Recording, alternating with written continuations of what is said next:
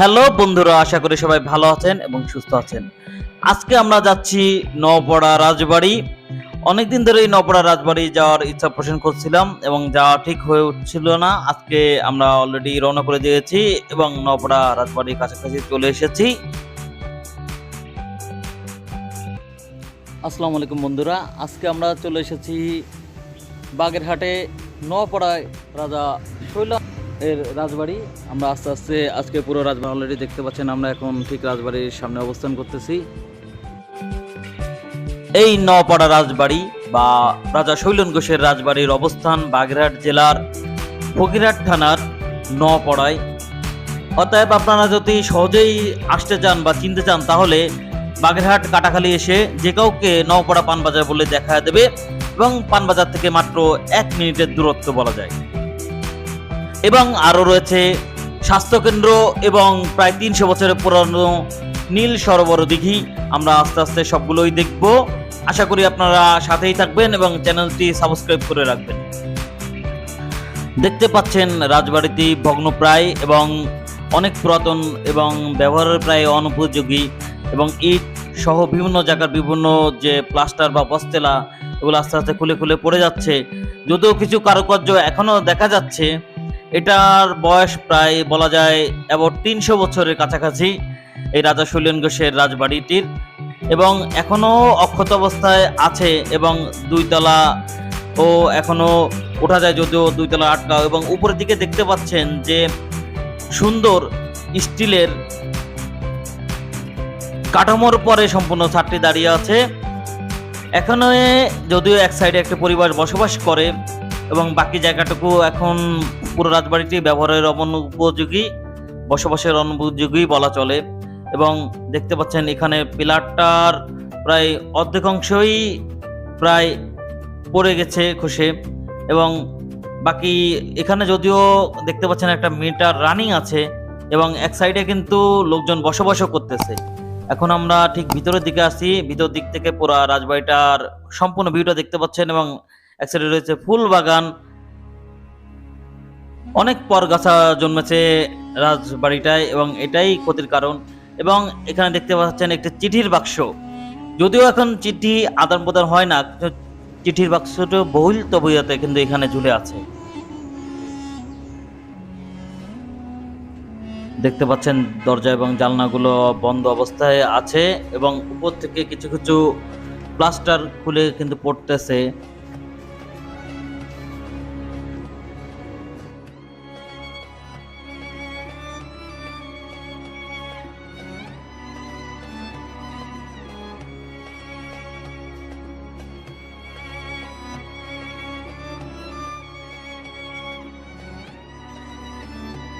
বাইরের থেকে আপনাদেরকে পুরো রাজবাড়িটি আমি দেখানোর চেষ্টা করতেছি। সম্পূর্ণ রাজবাড়ি যদিও একাংশে একটু বাগান করা আছে, এই জন্য পুরো ভিউটা একবারে দেখা যায় না। এবং আমরা আস্তে আস্তে ভিতর দিকে যাব এবং ভিতর থেকে আপনাদেরকে সম্পূর্ণ রাজবাড়ির সম্পূর্ণ ভিডিও দেখানোর চেষ্টা করব।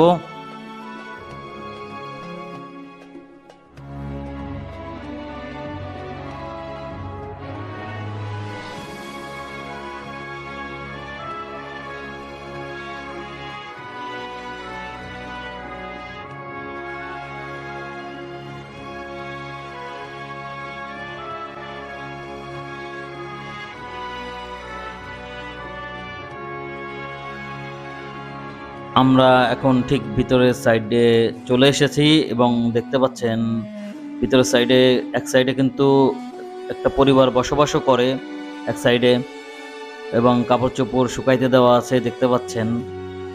এবং আরেক সাইডে ও পরিবার আছে ভিতর থেকে বসবাস করে। 2 তলা ছাদের দিকে দেখতে পাচ্ছেন কিছু পরগাছা আছে। এই পরগাছাগুলো কিন্তু আস্তে আস্তে সম্পূর্ণ বিল্ডিংটা নষ্ট করে দিচ্ছে। রাজবাড়ির ভিডিওর দ্বিতীয় পার্টে আমরা 2য় তলা এবং ছাদ সম্পূর্ণটা দেখাবো। চলুন এখন আমরা স্বাস্থ্যকেন্দ্রে চলে যাই।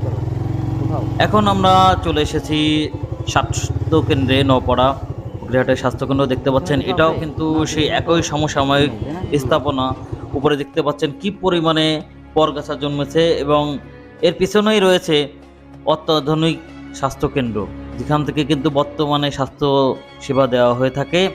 আমরা এখন আস্তে আস্তে চলুন ভিতরের দিকে যাই এবং এই যে রাজা সোলঙ্কিসের সময়ের এই যে স্থাপনা এটা কি অবস্থায় আছে তাও আমরা সম্পূর্ণটা দেখব। দেখতে পাচ্ছেন যে নির্মাণ শৈলী পুরো একই রকম এবং পিছনেই রয়েছে অত্যাধুনিক স্বাস্থ্যকেন্দ্র। এটা পরবর্তীতে তৈরি করা হয়েছে। আগে এই সামনে যে ভগ্নাশয় বিল্ডিংটা দেখতে পাচ্ছেন এখানেই স্বাস্থ্যসেবা দেওয়া হয়ে থাকতো এবং বেশিরভাগ ওয়াল এবং বিল্ডিংয়ের প্রাচীর কিন্তু নষ্ট হয়ে গেছে।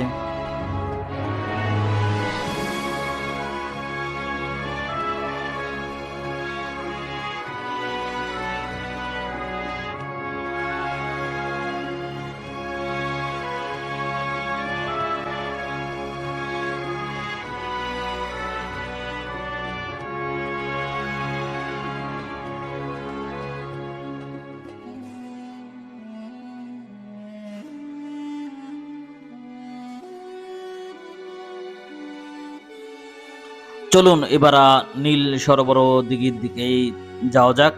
এখন আমরা আস্তে আস্তে নীল সরোবর দিঘির দিকে যাচ্ছি এবং আমরা এটা ঠিক নওপাড়া পান বাজারের সাথেই এবং আমরা এখন ঠিক দিঘির সামনেই চলে এসেছি। দিঘিটা কিন্তু অনেক বড় একটা দিঘি।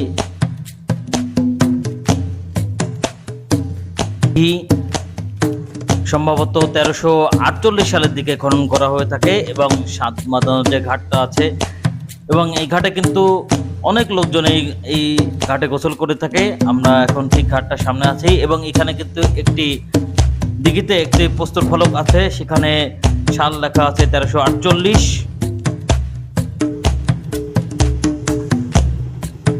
দিঘিতে সাদা মাছ চাষ করা হয়ে থাকে।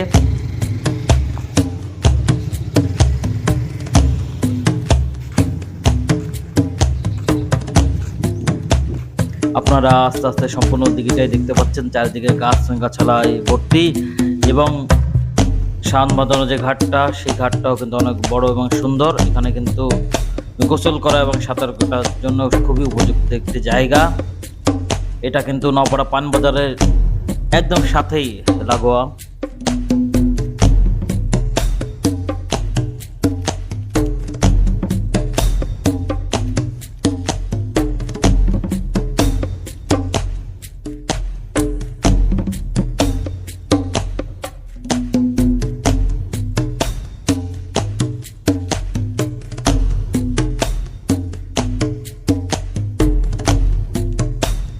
সম্পূর্ণ দিঘির চারপাশটা দেখতে পাচ্ছেন।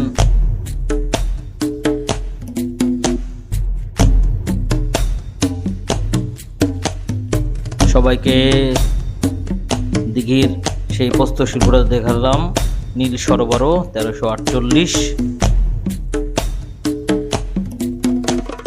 সবাইকে অনেক অনেক ধন্যবাদ ধৈর্য সহকারে সম্পূর্ণ ভিডিও দেখার জন্য। আসসালামু আলাইকুম।